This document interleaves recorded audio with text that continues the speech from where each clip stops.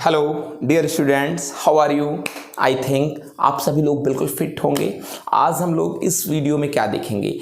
आज हम लोग इस वीडियो में गति के समीकरणों का निगमन देखेंगे। ठीक है ना। मैं आपसे बता दूं कि सर गति के समीकरणों का निगमन का क्या तात्पर्य है, समझे नहीं। मैं आपको बताता हूं। अगर कोई वस्तु सीधी रेखा में गति करता है, सरल रेखा में, और उसका त्वरण क्या है? नियत है। उसका त्वरण नियत है। ठीक है। तो इस त्वरण, उस पिंड के वेग, प्रारंभिक और अंतिम वेग, उस पिंड के द्वारा इस वेग से इस वेग तक पहुंचने में लिए गए समय और इतने समय में उस कण के विस्थापन, इन चारों राशियों में जो संबंध होता है उसे ही हम गति का समीकरण, इक्वेशन ऑफ मोशन कहते हैं बेटा। ठीक है ना। आपको बता दें, इस गति के समीकरण को मुख्यतया तीन रूप में देखते हैं। एक होता है v equals you plus A T, ये गति का प्रथम समीकरण है। दूसरा s equals U T plus half A T square, ये गति का द्वितीय समीकरण है। तीसरा v square equals you square plus 2as, ये गति का तृतीय समीकरण है। ठीक है। हम लोग इसमें बता दें कौन सी चीज क्या है। ये वस्तु का प्रारंभिक वेग है, जब उसने गति शुरुआत की t बराबर 0 पर। ये वस्तु का अंतिम वेग है, जब गति समाप्त हो गई, उस समय जो वेग था। ये s कण का विस्थापन है, स्मॉल a कण का त्वरण है, t कण का शुरुआती वेग से अंतिम वेग तक पहुंचने में लिया गया समय है। ठीक है। हम इस गति के समीकरण का दो प्रकार से निगमन करेंगे। एक ग्राफीय विधि से, दूसरा सैद्धांतिक विधियों से, थ्योरेटिकल मेथड से। एक और विधि होती है कलन विधि, जो कि उच्चतर कक्षाओं में आपको मिलेगी। वो कक्षाएं आपकी 11th की हैं। ठीक है। इस स्तर पर आप दो विधियों से गति के समीकरणों का निरूपण देखेंगे। आइए देखते हैं। प्यारे बच्चों, आइए देखते हैं गति का प्रथम समीकरण। ठीक है। तो ग्राफिकल विधि से इसको आप क्या कह सकते हैं? इसको आप कह सकते हैं वेग समय समीकरण। ठीक है ना। हम लोग चल रहे हैं देखने v बराबर u plus A T. Okay बेटा, आए हम वेग समय ग्राफ खींचने के लिए दो अक्ष लेंगे। एक समय अक्ष होगा हमारे पास और एक वेग अक्ष होगा। आपको बताते हैं बेटा, ये मूल बिंदु है O, यहाँ पर समय भी 0 और वेग भी 0। मैं मानता हूँ प्रारंभ में कण बिंदु A पर था और इसका वेग 0 कामा u, 0 समय पे इसका वेग u था। कण ने t समय पश्चात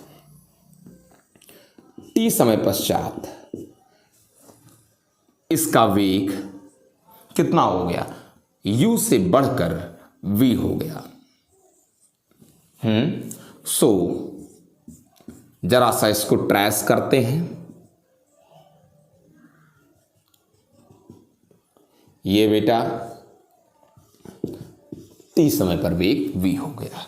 इसको बिंदु P मानते हैं।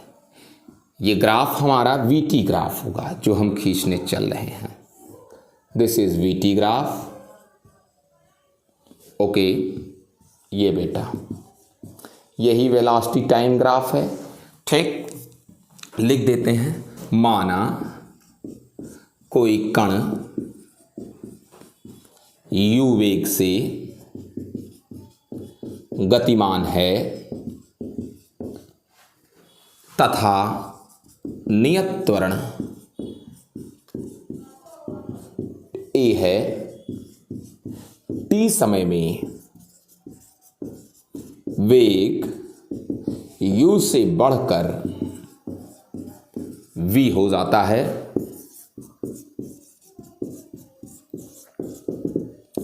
हम आपसे कहेंगे यहां पर आप एक लंब डाल दें, इसको c दे दें नाम, इसको d नाम दे दें और इसको e नाम दे दें। हम आपसे कहते हैं इस ग्राफ ने कोण कितना बनाया है, थीटा। तो पहले ही मैं आपसे कह चुका हूं वेग समय ग्राफ का ढाल प्रवणता को दिखाता है, मैं कह चुका हूं। तो वेग समय ग्राफ का ढाल प्रवणता का मतलब किसको दिखाता है, त्वरण को दिखाता है, और त्वरण को दिखाते हैं ए से, और ढाल बोलते हैं थीटा की स्पर्शिया जो ग्राफ ने बनाया है। आपको बता चुका हूं त्रिभुज में tan थीटा बराबर लंब बटे आधार होता है। लंब बराबर BC है, न्यून कोण के सामने की भुजा। आधार बराबर AC है। आप जानते हैं BC सिमेट्रिसिटी से AE के बराबर है, AC सिमेट्रिसिटी से OD के बराबर है। AE को आप लिख सकते हैं OE माइनस OA बटे OD तो लिखा ही है। प्यारे बच्चों, OE बराबर V है माइनस OA बराबर U है बटे T। मल्टी करा दें, AT बराबर V माइनस U। ये बेटा V बराबर माइनस U इधर आ जाएगा प्लस AT। यही गति का प्रथम समीकरण है। इसको वेक्टर रूप में दिखाएं तो V वेक्टर बराबर U vector plus AT vector. Okay, अब देखते हैं बेटा नेक्स्ट वीडियो।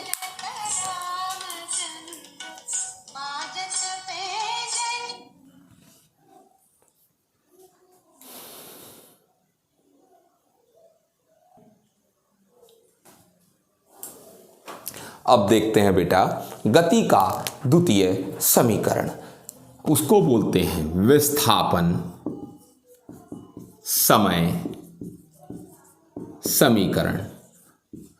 S बराबर UT plus half AT square. मैं आपसे पहले भी बता चुका हूं कि कण का विस्थापन अथवा तय की गई दूरी वेग समय ग्राफ द्वारा समय अक्ष पर घेरा गया क्षेत्रफल होता है।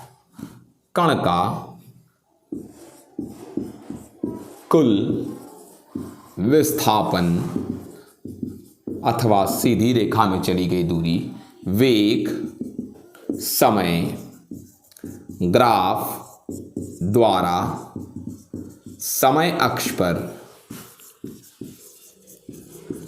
घेरा गया